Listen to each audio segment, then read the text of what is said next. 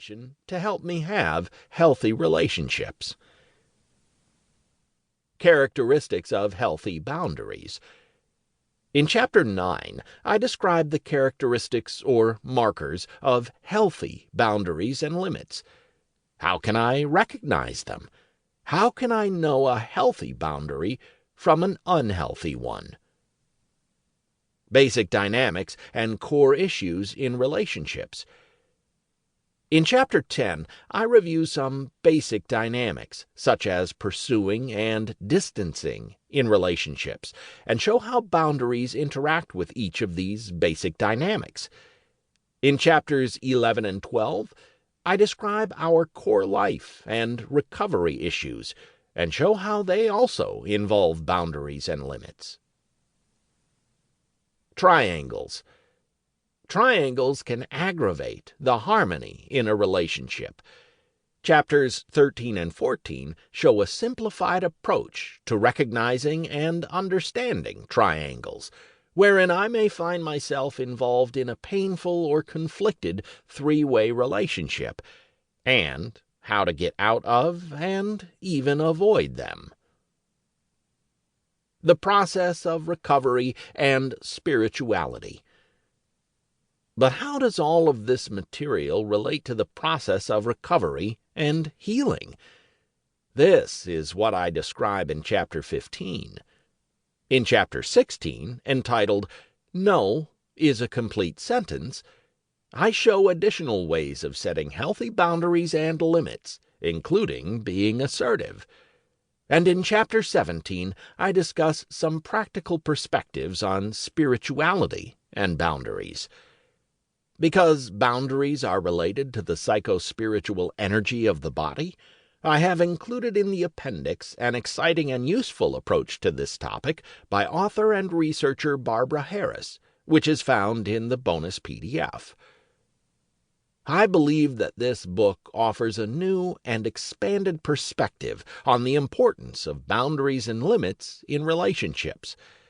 This is because most of what is in this book is not included or discussed in this detail or approach in any other book.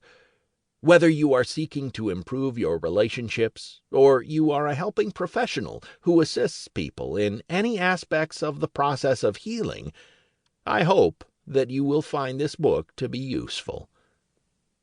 Charles L. Whitfield, M.D., Baltimore, April 1993. Foreword by John Amadeo, Ph.D. When I first read Charles Whitfield's classic book, Healing the Child Within, I was impressed by the clarity and skill of his writing. He has shown a new light on the vital theme of reawakening to our authentic, true self. In this book, he directs our attention to the equally vital task of creating boundaries to protect and nurture that real self.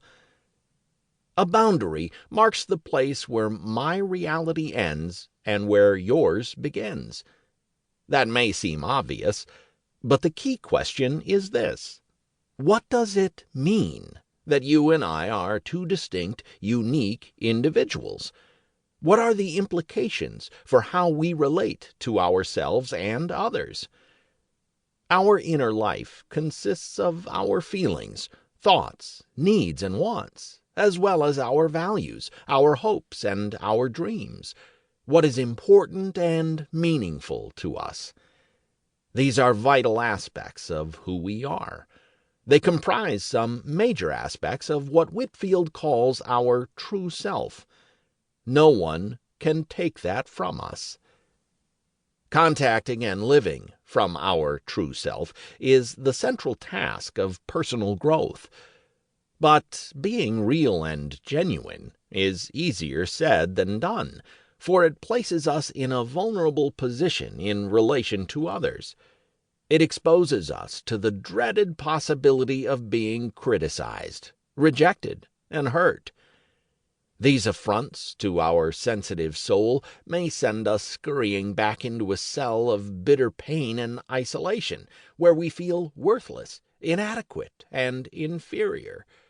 We then feel unsafe.